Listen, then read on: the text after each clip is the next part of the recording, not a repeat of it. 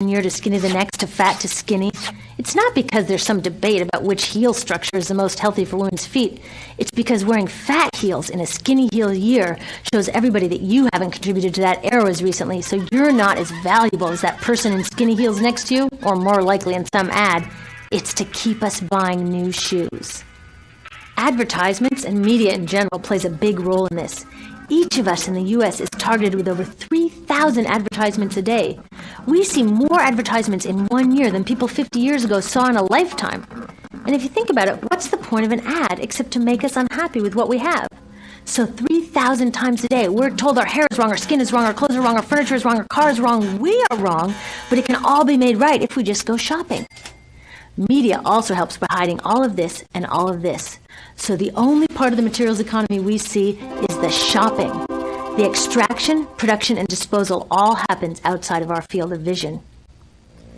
So in the U.S., we have more stuff than ever before, but polls show that our national happiness is actually declining. Our national happiness peaked in the 1950s, the same time that this consumption mania exploded. Interesting coincidence. I think I know why. We have more stuff, but we have less time for the things that really make us happy. Friends, family, leisure time. We're working harder than ever. Some analysts say we have less leisure time than any time since feudal society. And do you know what the two main activities are that we do with the scant leisure time we have? Watch TV and shop. In the U.S., we spend 3 to 4 times as many hours shopping as our counterparts in Europe do. So we're in this ridiculous situation where we go to work, maybe 2 jobs even, and we come home and we're exhausted, so we plop down on our new couch and watch TV, and the commercials tell us you suck, so you got to go to the mall to buy something to feel better, and then you got to go to work more to pay for the stuff you just bought, so you come home and you're more tired, so you sit down and you watch more TV, and it tells you to go to the mall again, and we're on this crazy work, watch, spend treadmill, and we could just stop. So in the end, what happens to all the stuff we buy anyway? At this rate of consumption, it can't fit into our houses, even though the average house size has doubled in this country since the 1970s. It all goes out in the garbage. And that brings us to disposal. This is the part of the materials economy we all know the most because we have to haul the junk out to the curb ourselves. Each of us in the United States makes 4.5 pounds of garbage a day. That's twice what we each made 30 years ago. All of this garbage either gets dumped in a landfill, which is just a big hole in the ground, or if you're really unlucky, first it's burned in an incinerator and then dumped in the landfill. Either way, they both pollute the air, land, water, and don't forget, change the climate. Incineration is really bad. Remember those toxics back in the production stage? Well, burning the garbage releases the toxics up into the air. Even worse, it makes new super toxics, like dioxin. Dioxin is the most toxic man-made substance known to science, and incinerators are the #1 source of dioxin. That means that we could stop the #1 source of the most toxic man-made substance known just by stopping burning the trash. We could stop it today.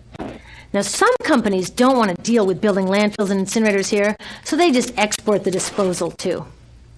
What about recycling? Does recycling help? Yes, recycling helps. Recycling reduces the garbage at this end, and it reduces the pressure to mine and harvest new stuff at this end. Yes, yes, yes, we should all recycle, but recycling is not enough. Recycling will never be enough for a couple reasons. First, the waste coming out of our houses is just the tip of the iceberg. For every 1 garbage can of waste you put out on the curb, 70 garbage cans of waste were made upstream just to make the junk in that 1 garbage can you put out on the curb. So even if we could recycle 100% of the waste coming out of our households, it doesn't get to the core of the problems. Also, much of the garbage can't be recycled, either because it contains too many toxics or it's designed not to be recyclable in the first place. Like those juice packs, where they have layers of metal and paper and plastic all smushed together, you can never separate those for true recycling. So you see, it is a system in crisis. All along the way, we are bumping up against limits. From changing climate to declining happiness, it's just not working.